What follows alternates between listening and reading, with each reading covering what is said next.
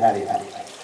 Polresnya tadi teh pas panjang lebar ketua dijelaskan kami satu tempat mah rasaan kudu situ Cikupai, situ Cikamar, mungkin nanti ada rangkaian seperti itu untuk bisa dihadiri oleh seluruh Polres, Korsam dan Korkam. Inilah bentuk cinta Presiden Korkam. Cinta teh kudu dibuktikan, cinta teh butuh pengorbanan, kan gitu. Tadi tema nage silaturahmi, sosialisasi, konsolidasi, dan berbagi, kan gitu. Tadi berbagi, nah, ayo mancing mah di mana wae biasa. Ya, lauk bomo meser di pasar di mana wae aya. Tetapi inilah wujud kecintaan Presiden, keluarga besar, dan Korkam kepada Korsam dan Kordes-Kordes aya di ujung Purwakarta bagian timur, barat, utara, dan selatan. Saya sebagai pribadi dan kepresidenan Korkam sungguh luar biasa mengapresiasi atas kehadiran para Kordes Komo Sukasari. Tepuk tangan dulu buat Sukasari. Tepuk tangan dulu buat Kordes Jatiluhur. Ini salah satu bahan tolak ukur evaluasi Presiden dan Korkam. Bagaimana jauh-jauh dokter Allah. Hiji ini silaturahmi terus diganjar lekah-lekah nanti. Mun make motor diitung putaran roda mana itu. Bensin anu sangat teh. Diniatan hade keluarga dan bersedia silaturahmi. Luar biasa pahala. Adapun di lokasi mancing ayah hadiah lain jadi itu penyemangat tadi. Penyemangat bukan hiji dari teknisnya dari panitia lah. Tadi lauk memang gaya tuh jadi lauk itu di kita karet ya. Ayah karetnya panitia yang hafal. Itu teknis panitia yang lebih ini. Penyemangat. Bagaimana pemerataan sebagai presiden dan Korkam ini hanya ahna mau pilih kasih semua lamun mikir anggaran mau anggaran lain APBN ya nanti Allah langsung. Tapi ketika orang berniat kaharian insya Allah dan pasti itu yakin dimodalkan hal apapun atau presiden mah pengusaha iya lah itu kan pengusaha minyak, pengusaha tambang lain gitu. Tetapi ketika orang bersyukur Allah pasti tabihan komo berjamaah di ujung Purwakarta teh kalau di Purwakarta harus selalu semangat ya ngajalankeun kehadian nu dicontohkeun ku Korkam. IPAS tahap 2 akan segera dijalankan, terutama penguatan bidang ekonomi jaringan Korkam, Korsam, dan Kordes-Kordes yang ada di seantero Kabupaten Purwakarta. Harusnya Kepala Ketua Bidang Kewirausahaan yang menjelaskan tentang kesorghuman, hanya beliau, keluarga besarnya ada yang meninggal, jadi izin udah 2 kali pertemuan dengan yang di sini. Sekilas membahas sorghum, Presiden dan Korkam sudah menginstruksikan kepada Korsam-Korsamnya dan Kordes untuk menyiapkan lahan minimal 1 hektar untuk ditanami varietas sorghum. Kalau sebelah lama yang disebut gandrung, jenisnya pohonnya seperti pohon jagung, kos tangkal jago. Ngan buahana kembanganna eta menghasilkan bulir-bulir. Tah bulir-bulir ieu nu disebut sorghum. Bentukna baruleun bodas. Jadi disebutna beras sorghum. Itulah tahap pertama yang akan diluncurkan, dipraktekkan di masing-masing Kordes dengan pengawasan dan koordinasi masing-masing Korsam yang nanti akan dibintek secara teoritis dan praktek secara langsung di kebun ke-RBH-an dan ke-Al-Hidayahan yang lokasinya dekat dengan Istana Presiden.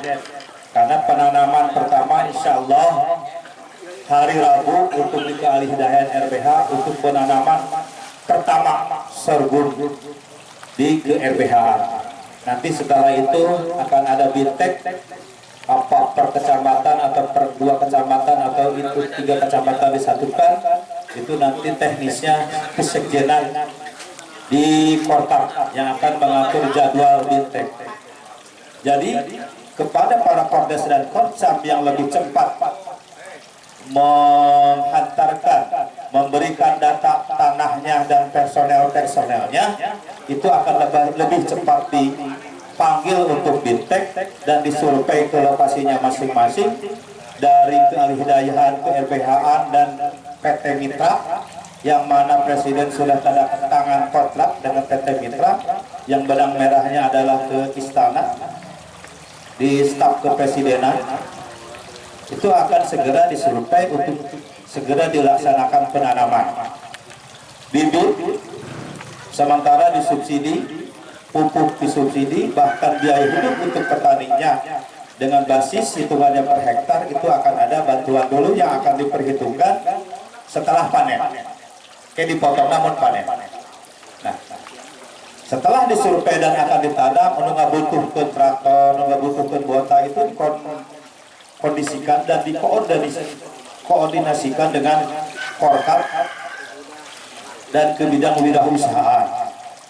Jadi bantuan itu akan disesuaikan supaya kordes-kordes menanam itu tidak ada hambatan.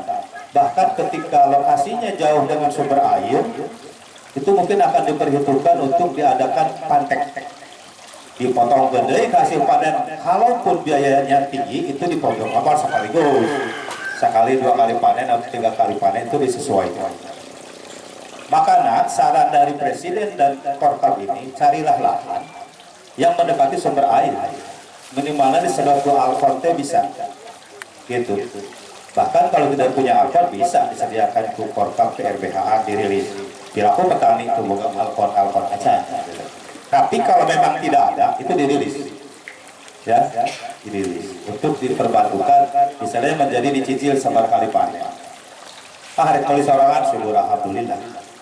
Tapi semuanya hal-hal seperti infrastruktur yang menunjang yang dibutuhkan untuk tanam itu akan dibantu oleh Korkap dan Kepresidenan supaya korcam kordes maraja gitu. Kalau egois mah mau ngundang kordes senang paralah.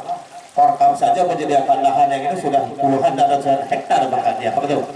Tapi inilah wujud kecintaan Presiden dan Korkap kepada korcam dan para kordes seantero Kabupaten Purwakarta. Itu.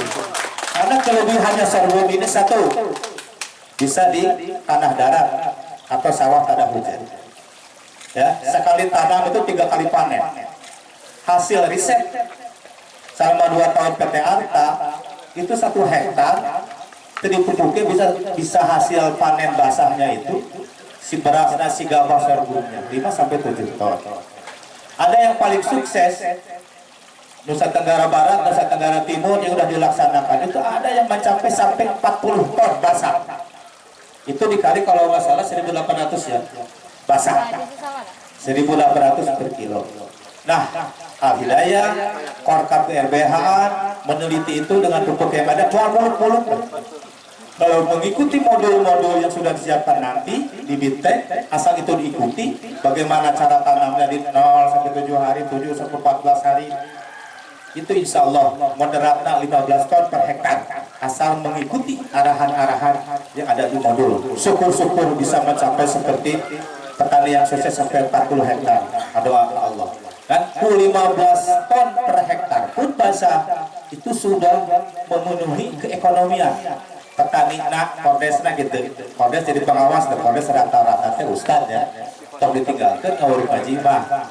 Ambil rekrut 2 orang yang bisa tani dan didaftarkan secara resmi KTP KK masuk di dalam RBH karena ini resmi gitu kan. Kontraknya resmi dan saya harus laporkan ke PT Arta dan ke KSP staf kepresidenan yang menjadi benang merah program sorghum ini.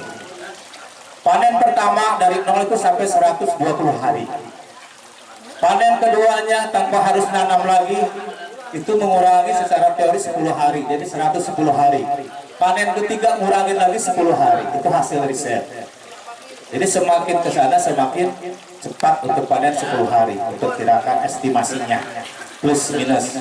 Hasilnya 15 ton tadi itu mengikuti modul. Dan lamun sawah tada hujan atau tadi nanti diambil sawah hanya airnya nanti dikendalikan bisa musim hujan, itu mungkin hasilnya akan lebih karena unsur hara pupuk-pupuk yang dulu ditabur di tanah itu sudah ada. Berbeda dengan lahan yang baru dibuka, baru dipupuk, terus ditanam, mungkin akan berbeda hasil risetnya pun seperti itu. Tetapi insya Allah ketika mengikuti